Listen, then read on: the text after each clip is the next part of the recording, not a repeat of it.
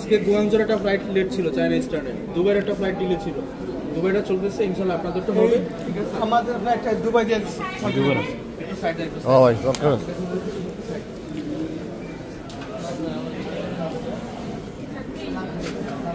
এয়ারলাইন্সের সাথে ইয়া করতে হবে। আজকের ভিতর না ঢুকতে পারলে আমাদের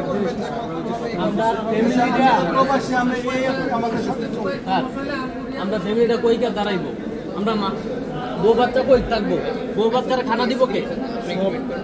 এসব কোনো কিছু দরকার না, আপনার অধিকার, এটা আপনি যাবেন ইন টাইমে। ঠিক আছে, এখন একটা অ্যাক্সিডেন্ট তো বিমান কর্মকর্তারা একটা বার করে বাইয়া কথা আমরা স্যার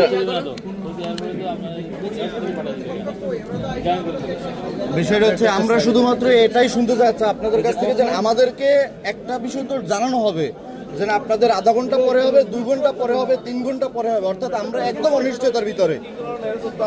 বিমান যদি হচ্ছে কোনো কারণে যান্ত্রিক কোনো ত্রুটি হয়, যান্ত্রিক কোনো ত্রুটি হলে এটা বলা যায় না। ঠিক আছে, কথা কথা যদি ওয়েদার খারাপ হতো, আমি বলি আমাদের যে বিমান ছিল সে বিমানে কিন্তু সমস্যা ছিল না, তারা আমাদের কথা চিন্তা না করে দুবাইয়ের কথা চিন্তা করছে, আমরাও তো টাকা দিয়ে গেছি, আমাদের অপরাধটা কি ছিল? তারা আমাদের বিমান দুবাই ছেড়ে দিচ্ছে।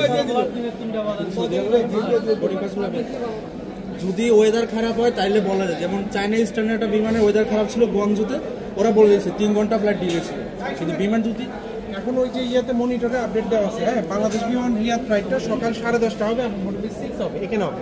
ঠিক আছে, আপনারা এখন হোটেলে চলে যাবেন, খাওয়া দাওয়া করবেন। আপনাকে চেনা চেনা লাগতেছে, আমি চিনি আপনাকে স্যার। তাহলে বিমান বাংলাদেশ এয়ারলাইন্সের কাছ থেকে আমাদের আপনারা হোটেলে যাবেন, খাওয়া দাওয়া করবেন, ফ্রেশ হবেন।